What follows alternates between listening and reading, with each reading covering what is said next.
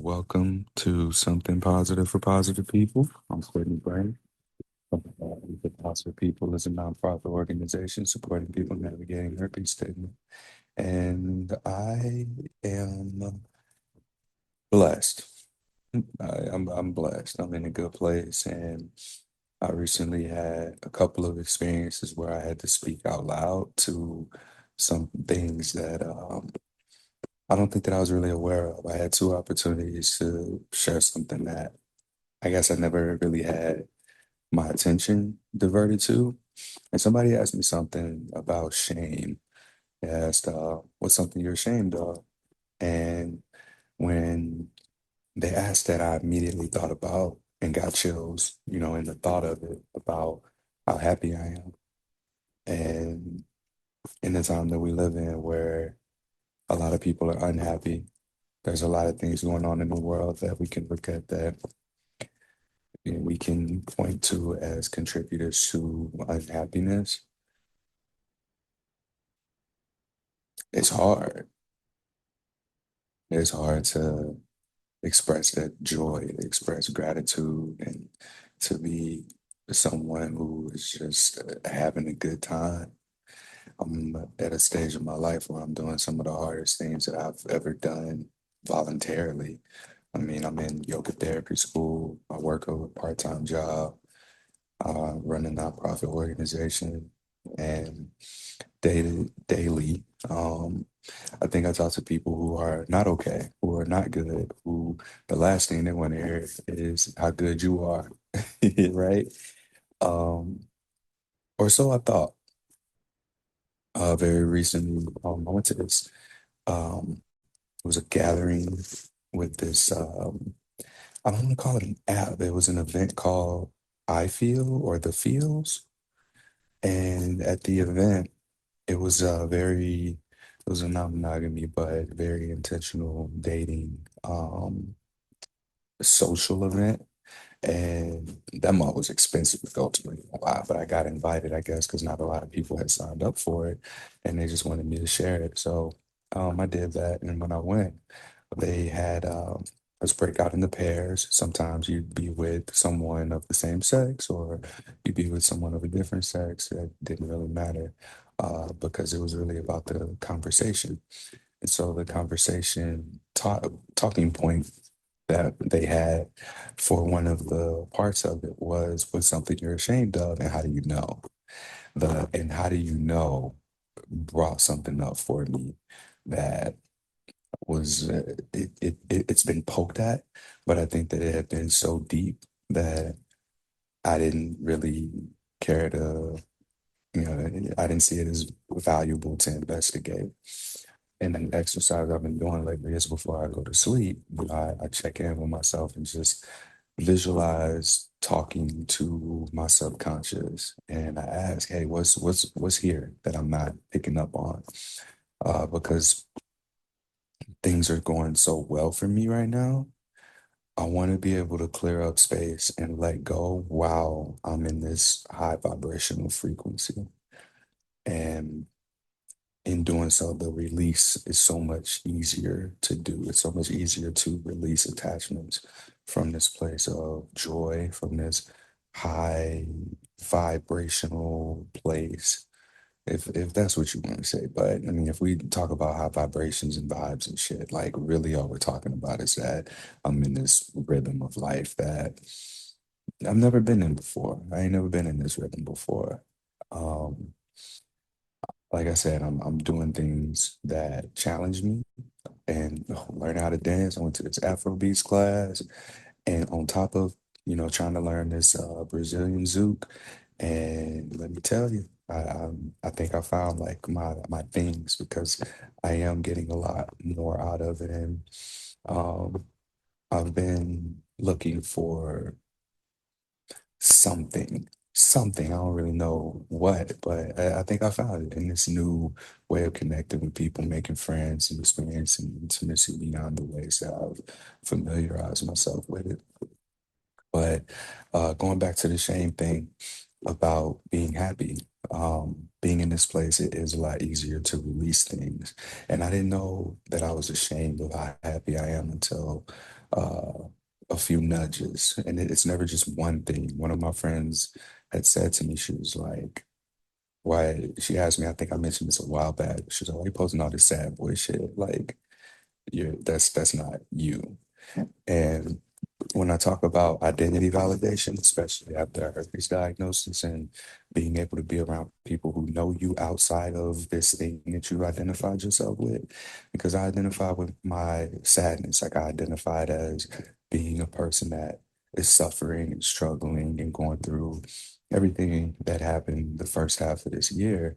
And didn't realize that these were attachments that were being released. And for so much of what I've invested emotionally into um, those attachments that got released, it did free me up. Like the abundance of joy, I believe, comes from not having these attachments. And speaking to a recent experience, I have recently gotten rejected for the last grant that I've been waiting to hear back about from the Robert Wood Johnson Foundation. And I submitted an application to figure out how we can reach more men, like to do a research study on what men need in terms of being able to be educated better about sexual health and pleasure outside of the context of having to learn from their women partners or their partners in general, because a lot of the marketing really only talks to queer men, and the idea was to get some money to just run that research project. I thought it was a very well put together proposal, but it said no. And after that one, I felt a sense of freedom because I put so much into all of these grant applications, right? The money, energy, attention, time that shout out to Coach Greg Robbins. Is that his name? Greg Adams? I might have said his name wrong, but it's Greg something. I wanted to make sure to give my man credit. But investing those things into these grant applications and like finally being able to say, nope, I'm done. I released that shit because not because of the rejections, but because it's not, there's no return. But just because there's no return doesn't mean like you stop, you quit, and you just discard that energy. I think that what I did was release what cooked up in that. So all of the ingredients, the raw material that went into that. Imagine making a soup, right? You cut up some vegetables, you got whatever your broth is, you put your meat in there, right? And I've put those three ingredients into the soup. And the soup was maybe cooked into too high of a temperature, right? But I still got something out of that soup. So now, in releasing the ingredients entirely from, being used as a soup, maybe this would be better as an ointment or some sort of a medicine, right? So this is just like a analogy metaphorically of what I put into that particular avenue of trying to get grants, trying to get money. Now, it can release and go into a different kind of a container or take shape into a different kind of container that more so aligns with where I'm at. And where I'm at now is there's a lot more direct communication that I have with people that reach out to me through something positive for positive people. A, from the support groups, and B, from the one-on-one support calls. And I've been seeing so much more visibility because I spent maybe 2 to 3 weeks going back and making sure that I hit that button that allowed for everything to show up on Google. So for the last 5 years of me, how long has it been? 8 years running oh my God, for the last 5 years that I've had the podcast on the website, I had not been telling Google, hey, this should be here, because that's why nothing was ranking previously. And lately I've been focusing more on the website than social media, and it's been paying off. Um, there's been times I've had up to 7 support calls a day, and I think that this is really starting to really inform the direction of not just the support groups and something positive in general, but even what I talk about here on the podcast. because a lot of these conversations, like I wish more people would be down to talk on the podcast about what y'all come to me about for the support groups because or support calls because these are useful conversations. And it's challenging for me to hold on to and remember, what's being said about everybody. And I also want to maintain, people's privacy and it's their story. I want this to be a space that feels safe, at least where people know that they can come to me, talk about the things that they talk about, and then, go on about their business. And I really appreciate being the person that y'all trust to do that with. And I just, yeah, I had this overwhelming sense of gratitude. And since releasing my attempts to, no, I ain't gonna say attempts, releasing the process of applying for grants. I'm not applying for grants anymore.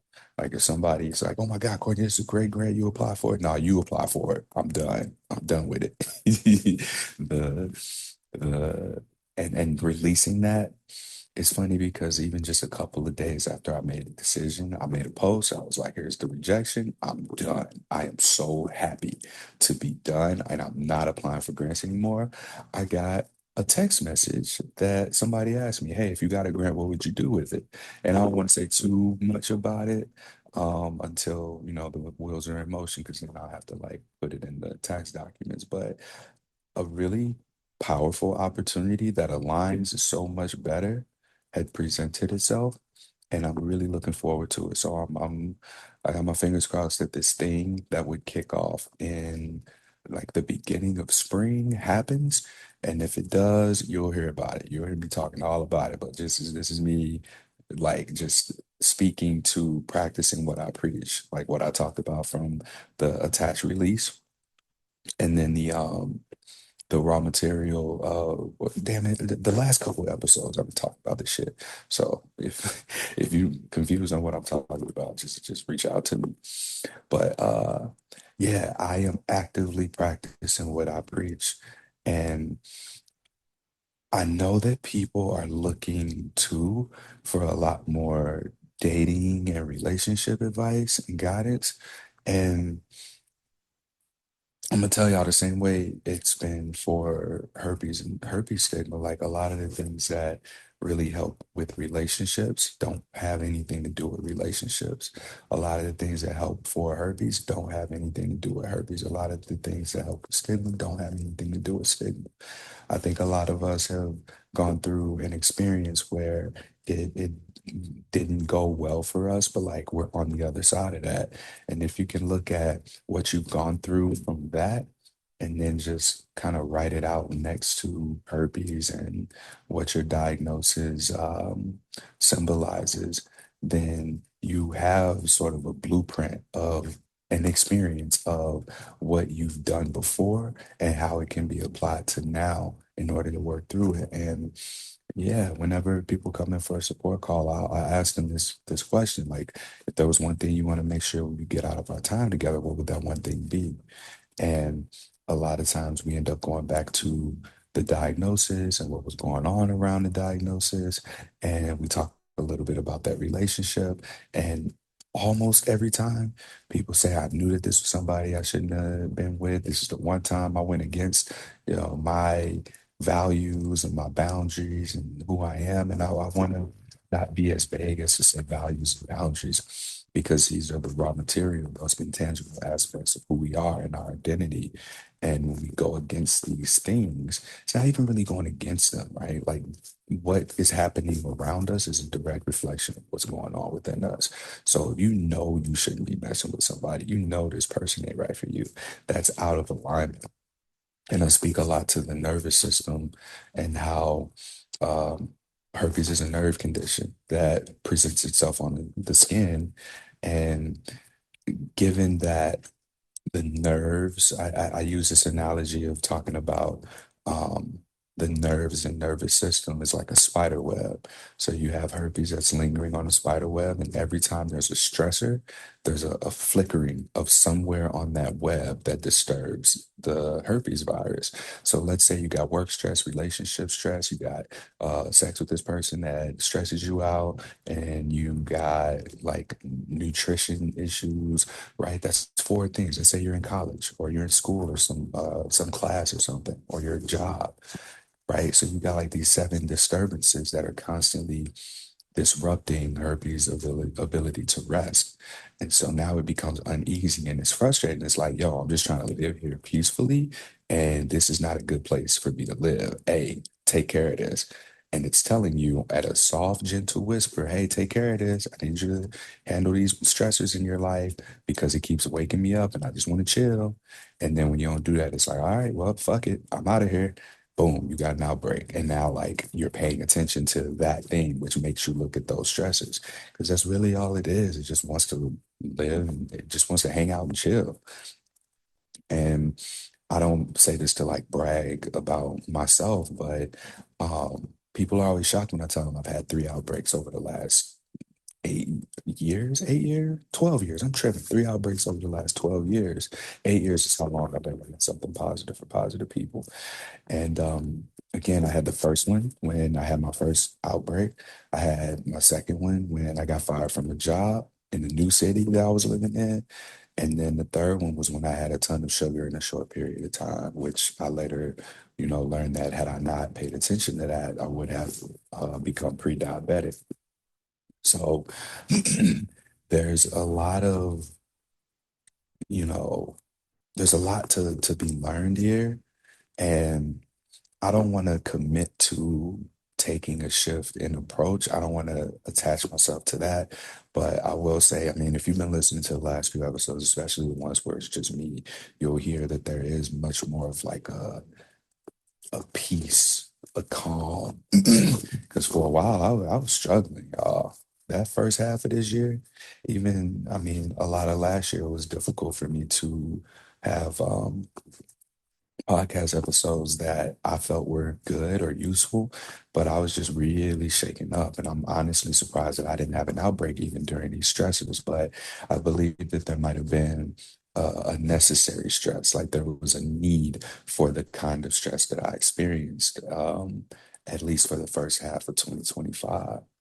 And that put me in my place, so to speak, right? Like I was active, I was moving. There was no for me. Everything that I was doing was for, someone else or for the greater good of uh, a big picture goal. And I invested so much into that big picture goal that when that big picture goal, like I was forced out of that. I was forced to shift it. I was forced to, and it couldn't take form. So I think that tornado came and it forced me to sit my ass down, be homeless, be humbled, and in that stillness, who I was allowed for the outside world around me to take accurate form, to take accurate shape, and align itself to my orbit, like allow it to orbit who I am. And I've been in this rhythm for probably since July. I've been in this rhythm and I've seen it in my work, play, and rest. These are the three categories that I've given myself of balancing my life. So for 4 months out of the year, I'm in work mode. Like right now, I'm in work mode through February. So there's a lot less time for play. There's a lot less time for rest. There is still some of that, but work is a priority. And then when we go into the spring, because that's when I was kind of forced to sit my ass down. I think that that's the season that I'm supposed to be resting. That transition from February to March, April, May, June, and then summer into fall. That's where I'm supposed to play. I think that that's the big play season. That's why I say yes to everything. I go on the trips. I go see my peoples, do all the traveling, and I think that that's been my calibration. And I'm sharing this hopefully because whenever I do this, like somebody does reach out and they say, "Hey, that thing that you said in this episode resonates," and I've been scared to talk like this. I've been scared to say, "Yeah, I'm ashamed of how fucking happy I am. I'm ashamed of how much joy I have," and I dumb that down. Like I've been letting myself smile more. I've been letting myself start conversations with people. I've been like buoyant as fuck. And I'm watching One Piece, and the whole thing about him is I'm on episode 193 now. In 2 weeks, I'm finna finish this shit. But like, I I see a lot of my repressed self in the main character, Luffy. Like, granted, he ain't even really the big part of the story, right? Like, he is what he represents, and I can get into that with people who like want to talk about anime or talk about One Piece, but yeah, I'm seeing that. Damn, dude, it's okay for you to be happy. And anybody who's uncomfortable with that happiness, like, I'm not in relationships with them anymore. I'm not at those jobs anymore.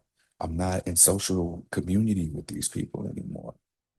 And there's so much of myself that, again, needed to be let go. But, you know, who we are is reflected in,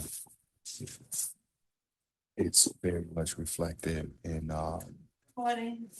hey, good morning. Who we are is very much reflected in the world around us. So the world around us will inevitably show us who we are, where we are, how we are in these. Hey, her name Courtney Brown, MD, type. I'm looking at this full screen at this college. So I'm at my part-time job. For those who don't know, yes, I also work. I have a job. I'm also a yoga therapy training, and I also, do all of the day-to-day functions for the nonprofit. I do the podcast. I do the support calls. I run the support groups, yes, including the women's support group, because I mean, that's essentially what they've all been since I started offering any kind of support. Because a lot of times the men don't show up. I hate to say it, but those my people. And I think that maybe I just need to do a little bit more of being open, putting myself out there, and sharing my experiences and stories in a way that men can align with. Because I recognize that I've done a lot of, being neutral and not really, sharing what my experiences really are, especially as a man. I try and like leave the space for the people who come share their stories and like facilitate the space in that way. But I think that the more I just talk about me and my experiences, I think that the more men kind of gravitate towards that. And I don't want to, be divisive in any way. I think it's important for us to have an integrated overall view of not just women's experiences, but men's experiences, not just, the experiences of queer people, but also the experiences of straight people, not just non-monogamous, but also monogamous, not just kinky, but also vanilla. And yeah, there's a place for all of these, the religious, the non-religious, the spiritual, the non-spiritual, the political right, the political left. It's a place for all of that. And that's one of the things that I fundamentally love about something positive for positive people, is that this is a place where it don't matter who you are, it don't matter what your beliefs are, it don't matter what your values are, what you've done. We all are connected through this thing that does not discriminate, that just, wants to live in a calm nervous system. And so being able to settle into that and accept that for what it is just something that's been really helpful, I would say. Like, it's been nice to just lean into that. So yeah, I'll leave it there. That concludes this episode of Something Positive for Positive People. Please like, rate, review, share, subscribe to this podcast. And till next time, stay present.